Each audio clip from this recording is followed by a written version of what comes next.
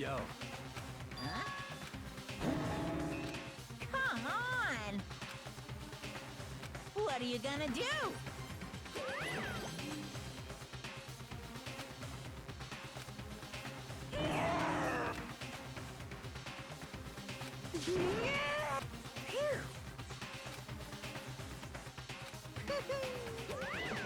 Let's go.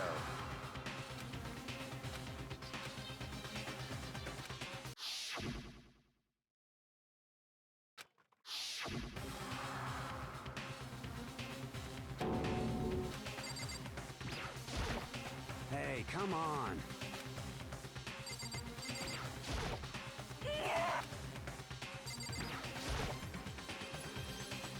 It's true.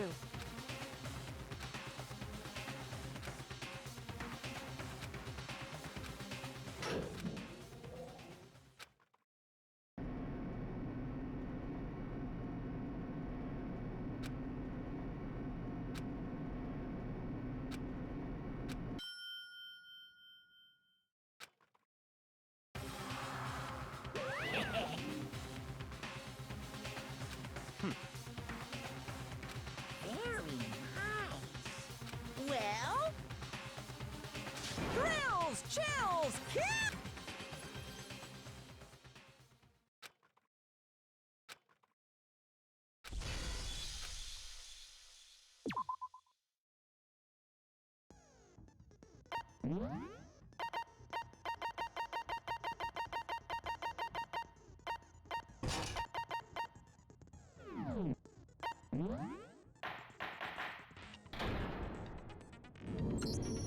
Let's begin with a basic explanation. If you can, then let's.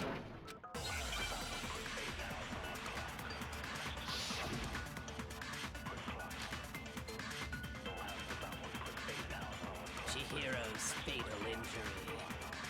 It appears it was a head wound. According to the Monokuma file, the killer used a blunt instrument. What kind of blunt instrument could it have been?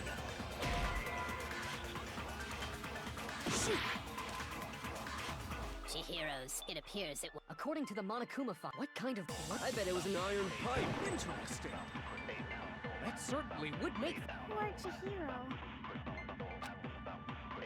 Chihiro's, it appears it was. According to the Monokuma file, what kind of blunt? I bet it was an iron pipe. No, that's wrong.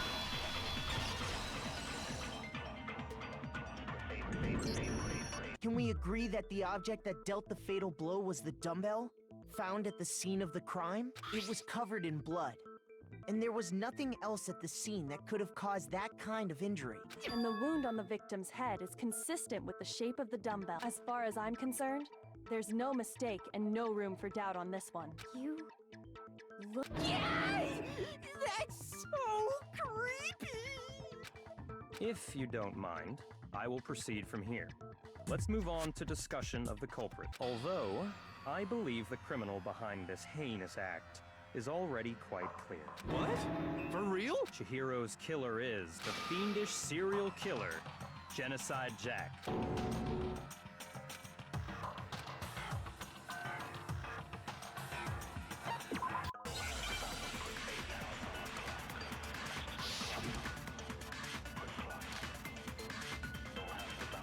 The culprit is Genocide Jack. I'm sure. Case closed, as far as I'm concerned. But that's impossible! Why? What makes it impossible? Well, I mean, come on! There's just no proof for it. No, that's wrong.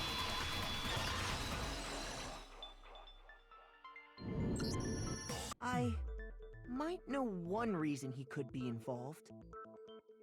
What? I found this file while I was looking around the archive in the library. I guess it's some kind of confidential file the police put together about the Genocide Jack case. What? That's kind of weird as shit, isn't it? What was something like that doing in the library? The why of it is probably more trouble than it's worth. So let's forget it. More importantly, it outlines all the specifics of every Genocide Jack case in exceeding detail. According to the file, there appear to be two defining characteristics in every Genocide Jack. The first is that a bloody message is found written at the scene of every murder. Oh, that's right. Boob lust. No. It's actually bloodlust. But more important is the other characteristic, and it's something that has never been made public. Never made public? What the hell is it? Why don't you tell them, Makoto?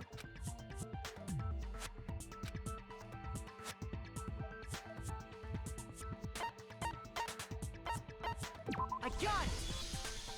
Apparently, in every Genocide Jack case, the killer suspends the body in a certain way. Other than the killer, the only people who know about this are the higher-ups in the police department. However, Chihiro was most definitely suspended in the same way. So, how did the culprit know about this when only high-level police officials were aware of it? There's only one logical answer I can think of. It's because the culprit in this case is the real Genocide Jack. No fucking way! You're saying Genocide Jack is one of us? Yes, in fact, it's Toko. What? Genocide Jack's true identity is Toko Fukawa.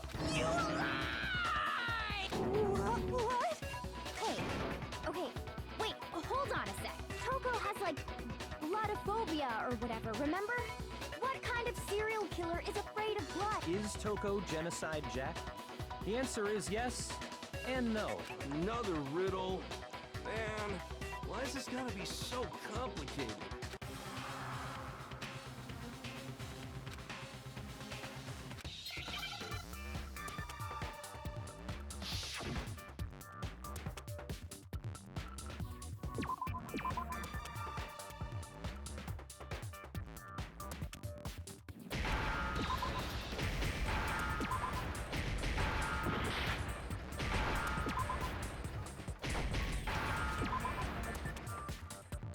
Now I understand. Is it because Genocide Jack has a split personality? Huh? I think I read that somewhere in the file too. They thought that the suspect might have, what did they call it? Dissociative identity disorder. Oh, okay. But still, to go and say that about Miss Fukawa is... Perfectly acceptable. Toko's strange behavior after seeing the body is I got it! You're talking about how she started acting totally different than usual, right? That's right. Think back. She fainted when she saw Chihiro's corpse, and then, when she woke up...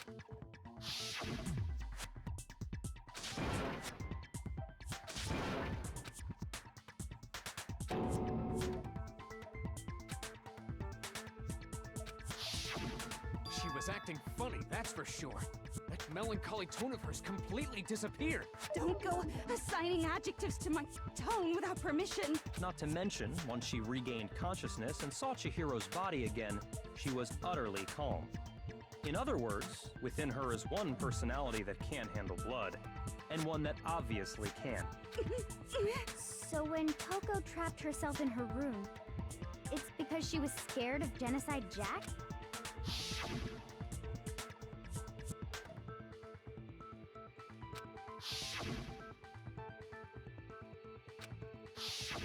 The reason she locked herself in her room wasn't to keep other people from getting in.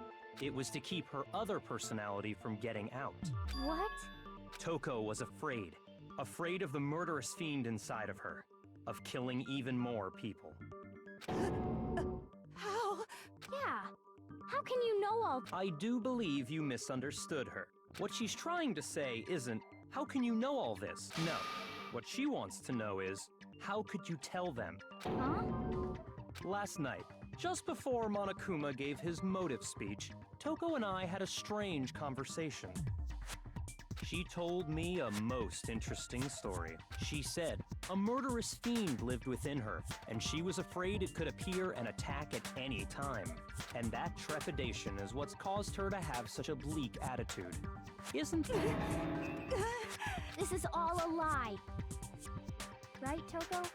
You said you wouldn't tell anyone. What? You promised. I can't believe you lied. You have only yourself to blame. You came to me with your tragic little story. I didn't ask you to.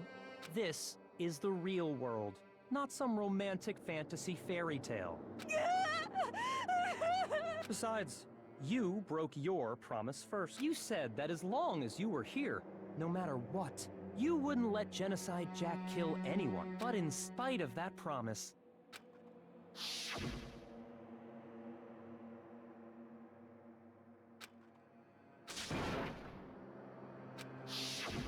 You said if I kept my promise, you would go out with me. That's the only reason I promised. how many times do I have to tell you? I never said that, but you weren't able to do it. You just couldn't resist that rush you got from killing. I tried. I swear I tried to control it. But your efforts were useless. What a disappointment. I hate you. Well, the opening act is nearly finished. All that's left is to hear from the person in question directly. The person? You don't...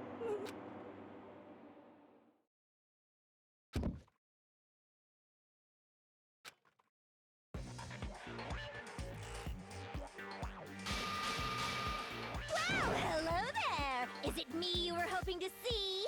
What the heck? So you figured it out, huh? Well, whatever. What are you gonna do? I'm the ultimate murderous fiend, Genocide Jack! Or better yet, let's go with Genocide Jill! What the fuck is this? Toko, what happened to you? Not Toko, that's a loser name, and what happened is a textbook split personality. So what if one of them happens to be a serial killer?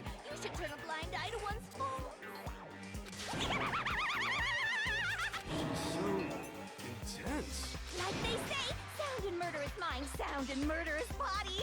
This one is so different from the one we've come to know. Yes, well, the world is composed of a front and a back, you know. Just like how every inning has a top and a bottom, or how in the depths of every truth lives a little lie. Behind every dark and gloomy soul lives another that shines as bright as the sun! Miss Jack, Jill, can I ask you a question? What's up? Some of us think you might be the mastermind behind our entire situation. What are your thoughts on that? Well, I'll tell you. I am the mastermind of all masters! Kidding! It's not... Of course it's not true! How dare you try to link me to that creepazoid! And another thing, the police and government and society in the outside world are totally powerless! I mean, they just let this idiotic bloodthirsty maniac go buck wild all over town! Sure, I'm a bloodthirsty maniac, but life is pain, right? To live is to hurt other people. It's a necessary evil if you want to survive. The act of living itself causes pain for everyone. Just kidding again! This should be enough to convince you. This murderous fiend is responsible for Chihiro's death. There's clearly a motive, so there should be no doubt. A motive? Remember what Monokuma told us? If someone didn't murder and graduate within 24 hours, well, let's assume that if a secret like that came to light, Toko's life would have... So she had a very clear motive to never have that side of herself exposed. Interesting. Very, very, but sorry! As much as I hate to admit it, I'm not the culprit! But I cannot imagine anyone other than you could murder someone in such a bizarre fashion. Maybe so, but nevertheless, it's the truth! Do you really expect any of us to believe you? Yeah. I could never believe a word you say, you monster!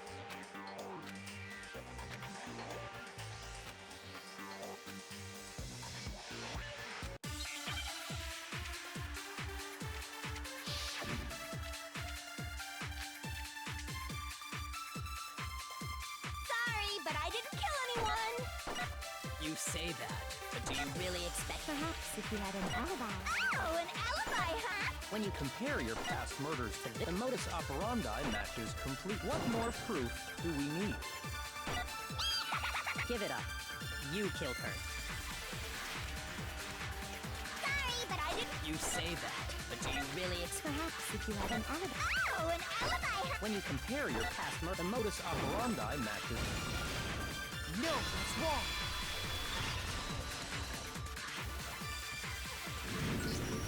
Are the methods of murder really exactly the same? I'm not so sure about that. I think there's a slight difference between the Genocide Jack cases and this one. Huh? How's it any different? Uh-oh, you don't know? Well then, human garbage, let me tell you! I murder with passion and conviction. I consider myself a professional, and I have a very particular way of doing things. Imagine you go to a fancy Italian restaurant. They're very picky about the noodles, the sauce, everything. But what happened to Chihiro? It'd be like if that same Italian restaurant started using ragu or Chef Boyardee. This is no creation of mine! Let me rephrase that in a way that maybe makes more sense. There are two clear differences between the Genocide Jack cases and this one.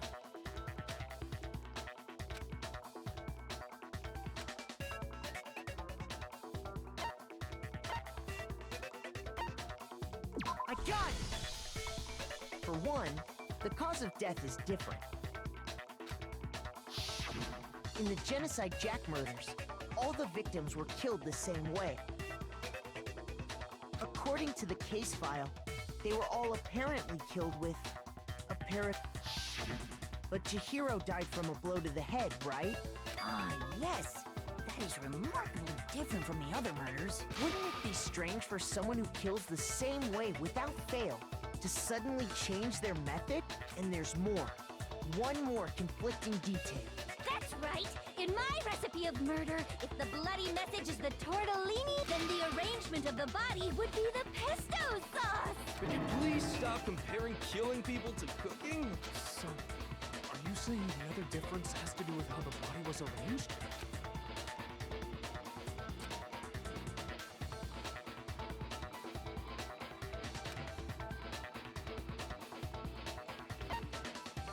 I got it! Do you remember what the killer used to suspend her? They used some kind of rope to hang her up by her wrists. What is your point? Well, in all the previous Genocide Jack cases, something else was used to suspend them. Specifically, pairs of razor-sharp scissors. And guess what? I use my own specially designed scissors for the murders and the arrangement! Like I said, I'm a professional, so naturally I'm very picky about the tools I use. And you know what else? Big Mac said there's two differences, but he's wrong. Big Mac? Are you referring to me? Listen up, Big Mac. There's actually one more difference. Huh?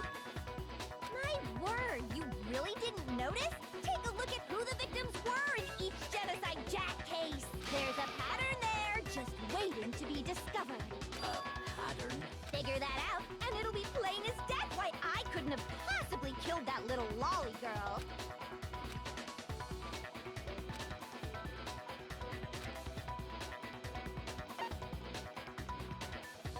I got it! Is it because Chihiro was a girl? Bingo! Bullseye! Right on the money! What are you talking about? In all the Genocide Jack cases, all the victims had something in common.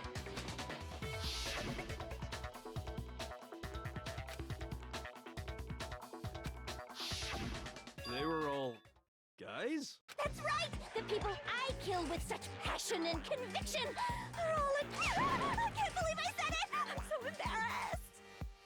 The hell is wrong with you? I can't help it! I'm just a full-throttle boy-on-boy fangirl, and the movie side of me just hates it. But now I'm on the fast track to becoming a full-fledged fan madam! So, since Chihiro was a girl and not an adorable little man, You wouldn't kill her? Would an Italian chef suddenly start making ramen just because they're both noodles? Don't be stupid. I have too much passion and conviction to cross that line. That's the absolute reality of the one and only. We get it. You've clearly explained your hobby and your philosophy. But that's a different matter entirely, when you're forced to kill in order to survive. Quiet, lowly cur! Lowly? Cur? I would never kill for a reason as petty as mere survival. And if by some fluke I did kill to survive, why would I bother with the message and arrangement? It'd make me the obvious suspect! That does make some amount of sense. Plus, whatever reason I have for killing, I would never leave out my prized scissors. Who would go out of their way to use a big, stupid, heavy dumbbell? Maybe you used the dumbbell because you couldn't find any scissors in the school? Any scissors? I don't just use any scissors. I only use my own set of high-class envy of the entire world scissors! Okay, whatever. There still aren't any in the school. Are you sure about that?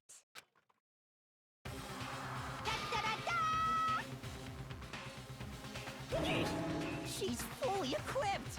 That's right! So I can kill anywhere, anytime! Why would I resort to dumbbells or rope when I have my trusty scissors by my side? Go ahead, tell me I'm wrong! You can't, can you, gutter dogs, all of you! Not to mention, I have no clue how to tie a good knot! So rope's totally out of the question anyway! I have no idea what's going on anymore! Could such a heinous villain really be innocent? But the body really was suspended, right? And nobody but the police knew about that. Yeah! That's why we figured it had to be the real deal, and not some copycat killer or whatever.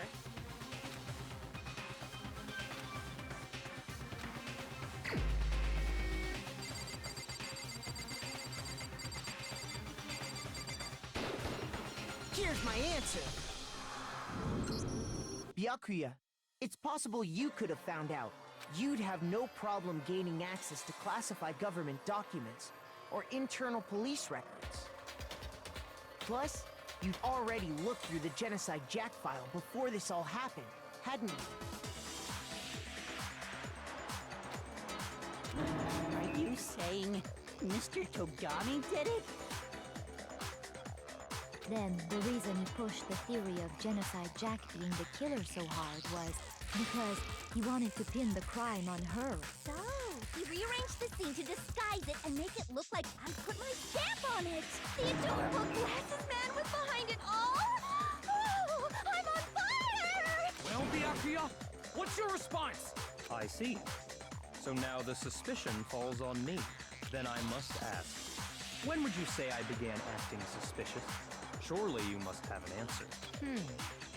Looking back, the way you were acting right before we discovered the body was a little strange.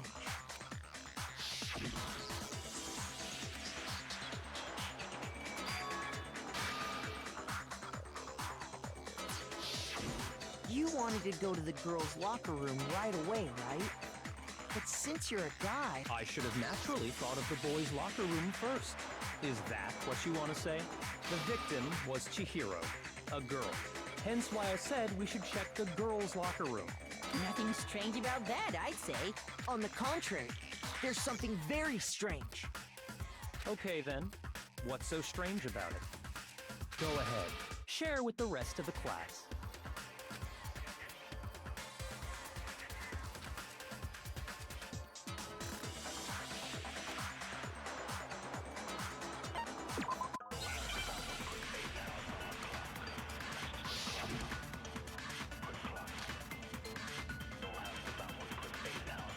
So, you said Byakuya was acting kind of weird before we found the body. Like he was acting weird.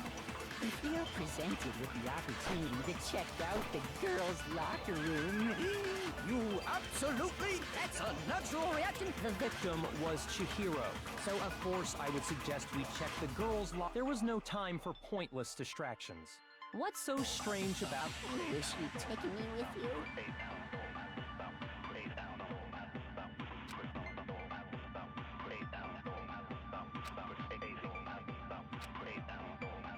So, So, you said Byakuya was acting kind of weird before we found him, but he was acting weird. If you're presented with the opportunity, that's unnatural. The victim was Chihiro.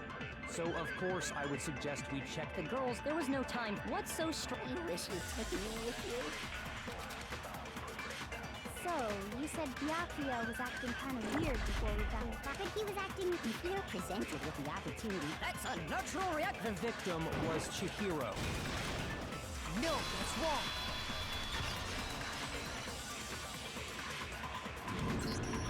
I'll tell you what's so strange about that, because up until we actually discovered the body, we couldn't have known who the victim was. So your claim that you went to the girls' locker room first because Chihiro was the victim doesn't hold up. I see. That's a good answer, I must admit. Interesting. Very interesting indeed. But your reasoning is still too weak. Huh? What's wrong? Is that it? Surely you've got more than that. Go ahead. Show us.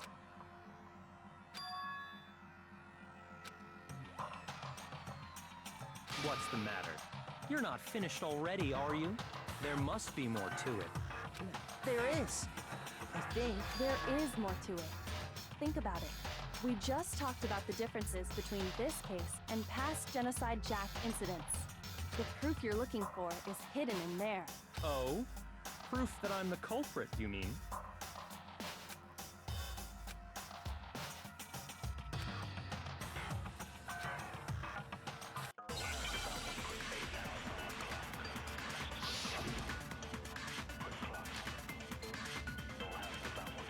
What? The difference between the... You want me to explain it again? When I want to kill, I use my very own, and I use those same scissors to arrange the body. But Chihiro was suspended with some kind of rope. That's right! It absolutely was! Then there must be something... Hey, Byakuya, where'd you get... I'd never seen that rope before in my life. No, that's wrong.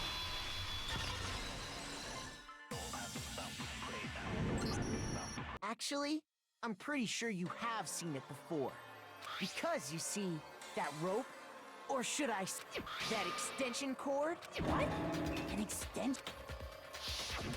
Byakuya, you've used the extension cord in the library more than once, and the same extension cord that was in the library went missing after... And there's no way someone who uses that extension cord as much as you do wouldn't discover that fact. And Byakuya must be the one who took the extension cord. I can't imagine any other possibility. That's really what you think? Then your conclusion is something like this?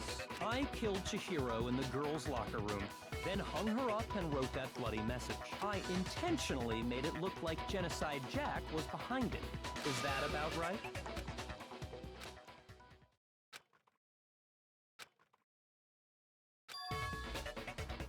What's wrong? I asked you if you think... Hell yes, that's what happened. So that's it, right? I don't disagree with not disagreeing. He kept calling this a game, right? So he'd be totally willing to do something like this to win. Sorry, but could we... I think... Do we really need to? I know, but there's something that's still bothering me. Is that right? And what, pray tell, is still bothering? I killed her in the girls' locker room, then disguised my crime. Specifically, I dressed it up to make it look like it was the work of a homicidal psychopath. What about all that bothers you?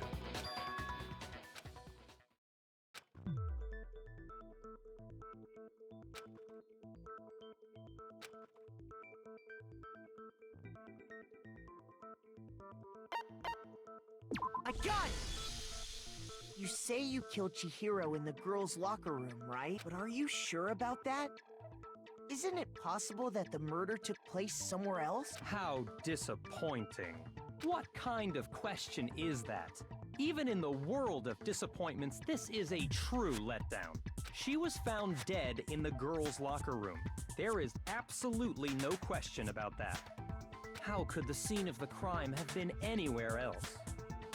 Well, I think it's entirely possible that she was killed somewhere else, then along with the rest of the murder scene. The rest of the murder scene? That was awfully specific. Please tell me you have a reason for saying all of that. I believe I do.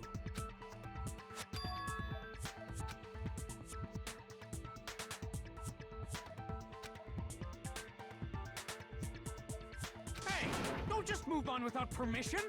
What do you mean she was killed somewhere? Come on, Makoto. If there's any chance the murder took place somewhere else, let's see the proof.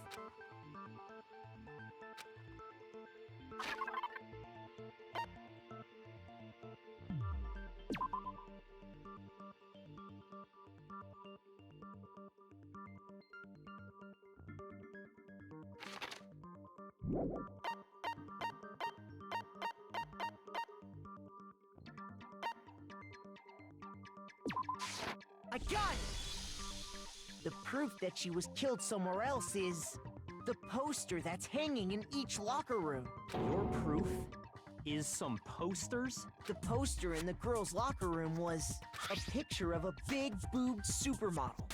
But don't you think that's kind of strange? Why would the girls' locker room have a poster like that? I bet those massive jugs of hers were totally fake! Meanwhile, the boys' locker room had a poster of the super popular boy band Tornado. Again, that doesn't really seem to belong in a boys' locker room. So you're saying that maybe the posters were switched? And there's one other thing I noticed about the locker rooms. You know what I'm talking about, right, Sakura? You're referring to my protein coffee, aren't you? Protein coffee? While I was in the girls' locker room earlier, I spilled some protein coffee on the carpet. But I noticed that after the murder, the stain had been totally scrubbed away.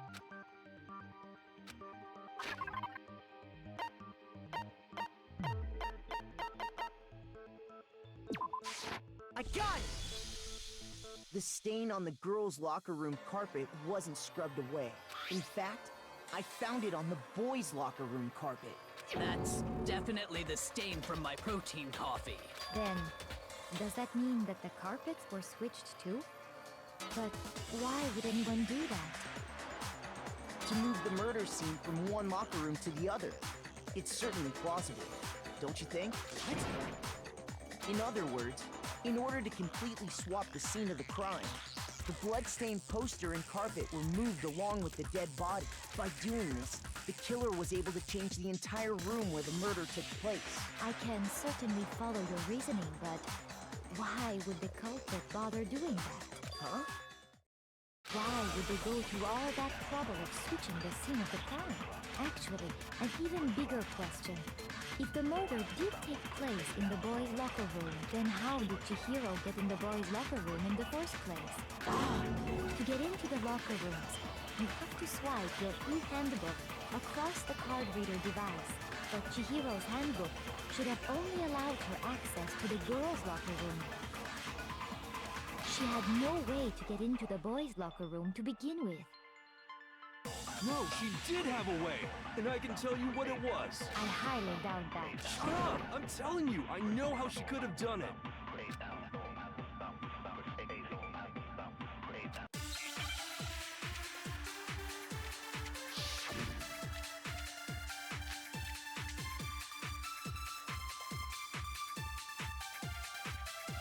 Is it really possible? Could Chihiro really have gotten into the boys' locker room somehow? Ah! I got it! She must have hacked her e-handbook. She was the ultimate programmer, after all. I'm sure that would have been no problem. No, I don't think she used the thing that was in the... Huh? What thing? I'm talking about Leon's handbook, of course. If she had that, she could get into the boys' locker room no problem. Is it really? Could Chihiro really have got... She must have hacked her e-hand. She was the ultimate. I'm sure that would have... No, I don't... She used the thing... Huh? What the... I'm talking about Leon's handbook, of No, it's wrong!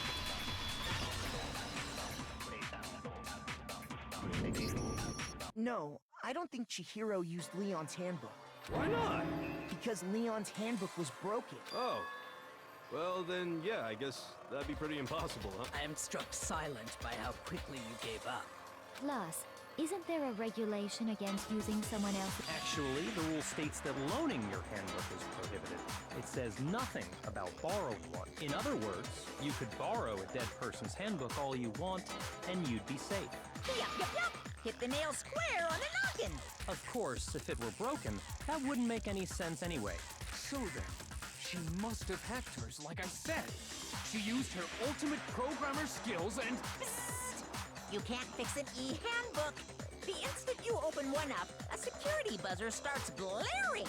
So, if she didn't use Leon's handbook, and she didn't modify her own handbook... Maybe Mr. Naegi's initial assumption is just... wrong? It seems like there's no way she could have got into the boys' locker room. Okay then, I vote for Byakuya.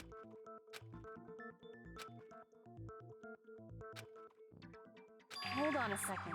I agree with you, though. I think you're on the right track. What the? You finally decide to open your mouth and that's what you've got to say? There's no way she could get in the boys' locker room, right? So... Why are you so sure she couldn't get in?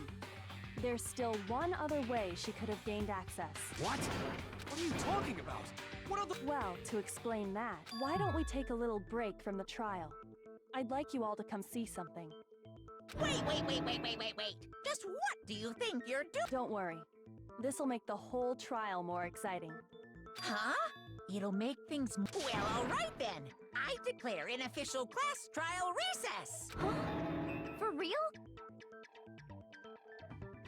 Now then, what is it you want to show us? It better not be boring or I'll be very unhappy. Oh, I have no doubt it'll meet your lofty expectations.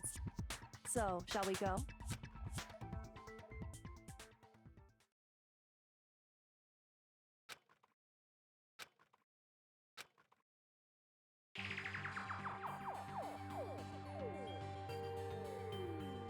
The girls' locker room?